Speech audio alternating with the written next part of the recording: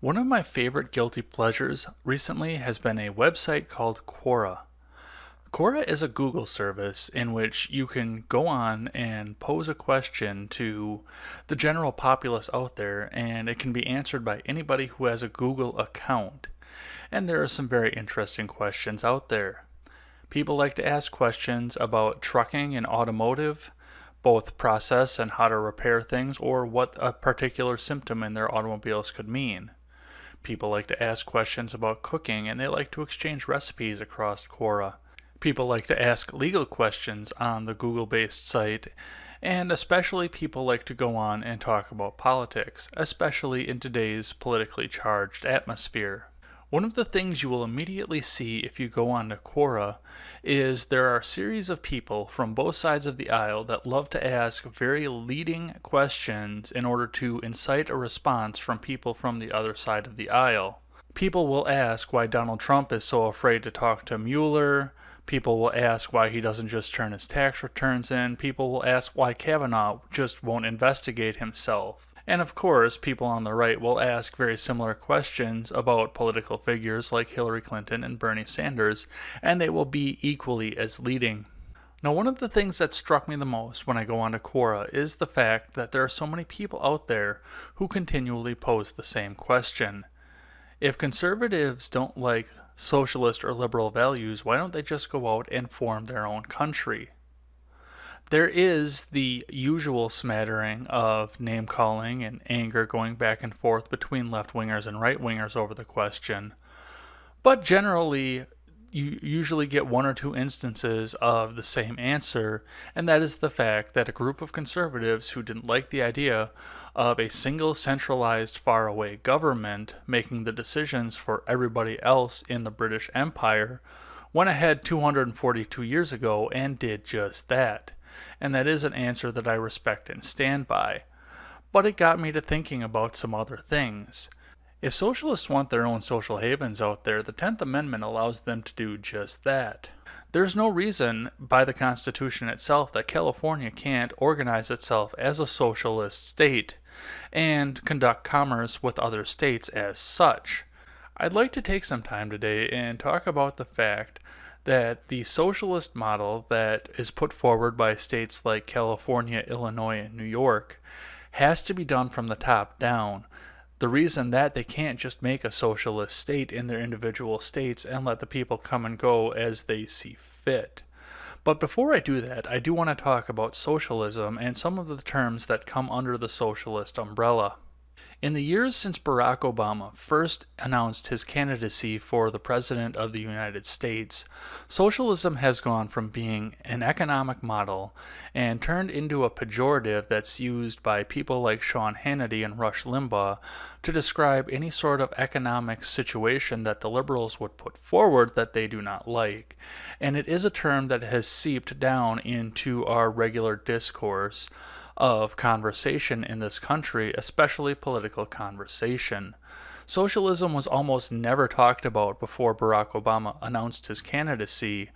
We were more concerned with communism and the Russian style of government from the Cold War that had just ended not long before.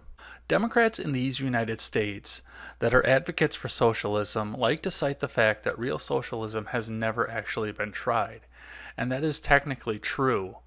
But guilty on both sides of the aisle is the fact that there are a few other economic models out there that seem to be lumped in under the umbrella of socialism.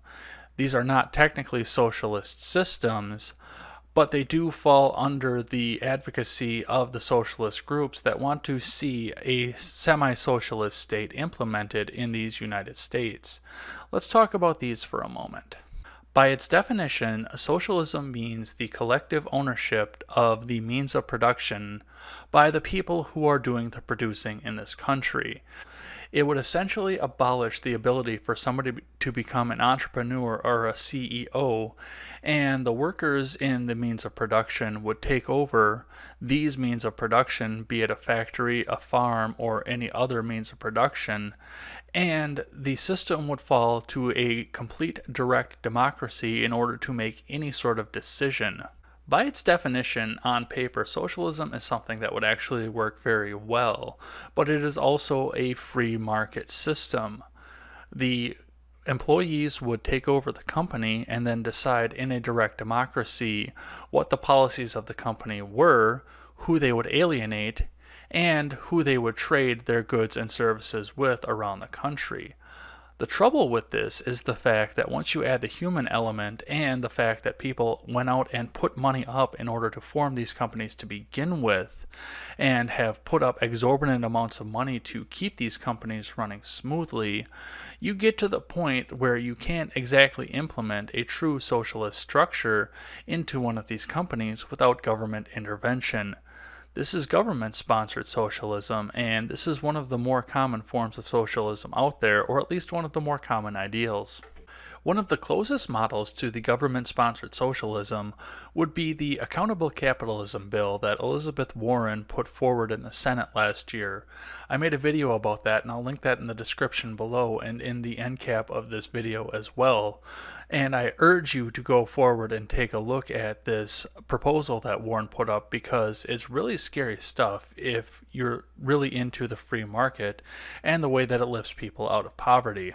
Warren has also put into place proposals of mass unionization across the country, insisting that we need to put laws in place that force people to join unions and force unions to be present at every single business and company across the country.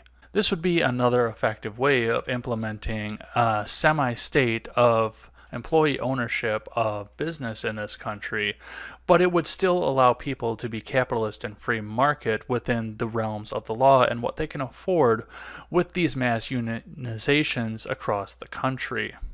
When the talks hit the internet about socialism, one of the first things that's always brought up is the Nordic model of socialism, and that seems to be what the majority of left-wing Americans want to see implemented in this country, but even that is not a socialist system of government. The majority of Europeans live under a free market system in which people can go out and be entrepreneurs and start up businesses and work in whatever field it is that they feel necessary for their own happiness. But these European countries have excessively high taxes across the middle class and relatively low taxes among the upper class and the entrepreneurs of the country. What these taxes do is they form a social safety net in which people can have things like government-paid health care in which the end user does not have to put up any money for, and government-sponsored schooling in which, again, the end user doesn't have to put up any money for so long as they meet certain requirements. I'll take some time in another video and talk about the problems that are present with the free-to-end user single-payer healthcare plans and free-to-end user collegiate costs, but I do want to talk about the fact that it is a little bit harder for people to own objects that would be common to us in these United States otherwise, due to high taxes, both on income, making it harder for people to take home more of the money in which they earned, and other services, such as the fact that there's a nearly 100% tax on automobiles in places like Denmark and Norway. Economic models like this seem to work very well for very short periods of time in small homogenized countries in Europe. There's mass transit everywhere in Denmark, so having a car or not having a car is not the end of the world in a place like that. But when you start trying to implement this in a larger country like ours, in which there's such an economic, personal, value diversity in this country, and you require your own transportation almost to get anywhere else in the country, unless you plan to stay in one town for the rest of your life, some of these things would be a problem over here. Lastly, I'd like to talk about communism and ANCOM, because that does seem to be the end goal for some of the people in the left-wing socialist movement, especially the people in Antifa who love to cite the fact that they are not going to stop until we are in an ANCOM society. While government-sponsored socialism requires government intervention to get up and off the ground, communism is full-on state ownership of all of the means of production in a given country. When you work in the communist system, you are required to have a job, and if you do not have a job or dissent otherwise, you are put into prison. And 100% of your income, the fruits of your labor, are taxed to you, in which the government equally distributes the fruits of everybody's labor back to the people in equal installments.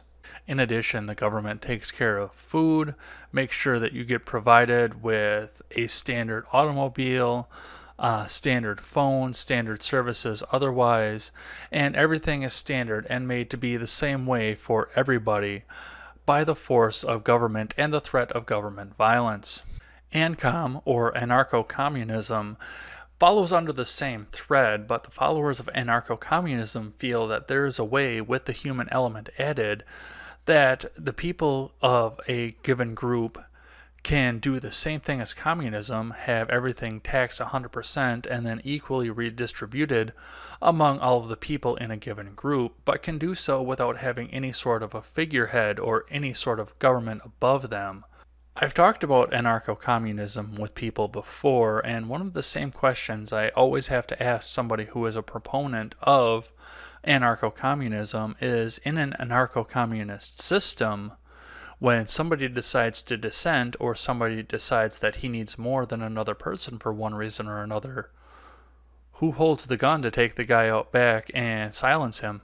While this is an extreme and leading situation under the case of anarcho-communism, it does lead the question of, in an anarchist system of communism, who collects the fruits of the labor and hands them back out? There would have to be somebody on the top in order to do that, and to make sure that everybody is reporting fairly what it is that they made, and not holding anything back. Most of what we talked about isn't actually socialism, but all of it is considered to be socialism by people on both the American left and the American right. When we go back and talk about Nordic socialist models, the Nordic countries are coming out and begging people not to call their systems socialism because they are, in fact, open free market systems. And some of these Nordic countries have gone to electing extreme right-wing governments due to the fact that they are now, under these systems of economic safety nets, running out of money for their government and running out of money to provide the safety nets for the people. These systems all have one other thing in common. These systems, especially if they were implemented in the United States, would have to be implemented in a top-down fashion in order to have any semblance of a way to work. And there is a definite globalist interest in us going into these systems for much of the same reason. If the state of Virginia decided one day that they wanted to do a socialist system of government, all of the means of production would start picking up and moving out of the state as fast as they could. With no means of production, Virginia would soon fall into destitution and would have to rethink its decision to implement a true socialist system. Meanwhile, the workers, the people who would vote and pay taxes to the politicians who would decide this fate, and the people who owned the means of production and didn't want to give it up, would go to places like Wyoming, in which they would never have any sort of threat of any of this coming down on them. Medicare and free college for all in California looked like great things on paper, but an undertaking of that size in a state the size of California would require massive costs in order to implement, especially with the price of some of the schools in California like UCLA. If you follow the talking points of the people in California, massive taxes would have to be levied on the people who are producing in the state. But there are only so many producers in the state, and the most populous unit of California, the middle class, would also have to bear the burden of some of that tax. When you tax the means of production, that means that the things that you were producing start to go up in price, and as you tax the middle class, they start taking more and more out of the checks, and these people start taking less and less home. So as supplies become more expensive and people have less and less money, businesses and people alike would have to start migrating out of California just to survive. True, they wouldn't have any medical bills, but they would still be paying a fortune in order to supply every other aspect of their lives. In addition to both of these examples, As more of the producers, both the employees and the employers, started moving out of these states, word would get around very quickly around the country the fact that you can go to these states and go to the hospital and get taken care of, or you can go there and get guaranteed a certain amount of income or guaranteed say in the job that you take. In the case of socialist Virginia, that as the more productive people started moving out, less productive people from around the rest of the country would start moving in, putting further strain on the infrastructure of these two example states. Without regulations in place from the federal government, or without these systems being implemented directly from the top down, there's nothing in play to keep these businesses from moving across the country. The 10th Amendment and interstate commerce laws seem to encourage these businesses to move around the country to fit their best business needs. Therefore, if any of this were to actually be implemented across the country, it would have to come out of DC and affect all of the states in the same way, lest these companies move out of the places that actually want these policies and into places that don't want the policies, and leave the places that do want the policies in utter destitution. One of the things that's always brought up when we talk about single-payer healthcare especially is the fact that every other civilized country apparently in the world has a system in place just like that. And we should get with the times in this country and go and join the rest of the world in such a system. A lot of the same argument can be said about the economic redistribution system of social safety nets of Nordic countries, and that's very well and good. However, it seems that every year there are more and more foreign doctors coming to these United States and getting rich doing so. I don't know what the payment structure is like in these Nordic countries, but I can't imagine with the government controlling everything and only being able to live on the means of the taxes of the people in the country, that the government can afford to pay everybody who wants to be a doctor and go through the free schooling system that is also funded by the government, in the same way that a doctor can charge here in a free market system. But that leads to what we were saying about the United States and the fact that they would have to put something out of DC in order to implement any of these situations. The people who are globalist want these same situations to be implemented here as they're implemented in every other first world country in the world, for the reason of they don't want the people who are dissidents of the system to get up and take their wealth and everything else that they've worked for in their lives and go to a place that's a safe haven where they can invest their wealth and make even more wealth off of it, a place like these United States. Even with the burdensome government regulations that we have in this country as it is, this country is the closest to the freest market there is on the world stage right now. And it shows in the fact that so many people from so many other countries, especially our neighbors to the south, are trying so hard to get here and make their ways in our countries, even circumventing the law in the cases in which it may be. So to the people on Quora that question why conservatives don't go out and form their own countries, espousing ideas that the people of California and New York don't espouse here, we already did that 242 years ago. But you are welcome under our current system of constitutional governments to go and implement these systems in your states if you can convince your state lawmakers to do so. And if that doesn't seem to work, Canada is right next to us, and so is Mexico. And there are countries all over Europe that seem to hold the same economic models that you see fit. There's no law in this country that requires you to stay in here from birth to death. You're welcome to go over to those countries and give a try to the economic system that you want to impose on somebody else. And who knows, maybe you might like it so much that you try and stay over there for the rest of your life. That would be between you and the government of the country in which you are trying to stay in. What do you think about the economic models that we discussed, and what do you think about the fact that conservatives are urged to leave the country and go form a new country of their own? I always welcome a thoughtful and positive discussion in the comment section below, and especially over on Twitter. That is at EdsBlog Twitter with a 1 in place of the I. Thanks as always for listening to this show and supporting this channel. And remember, never take the words of bloggers, podcasters, or journalists as gospel. Find all the facts and draw your own conclusions.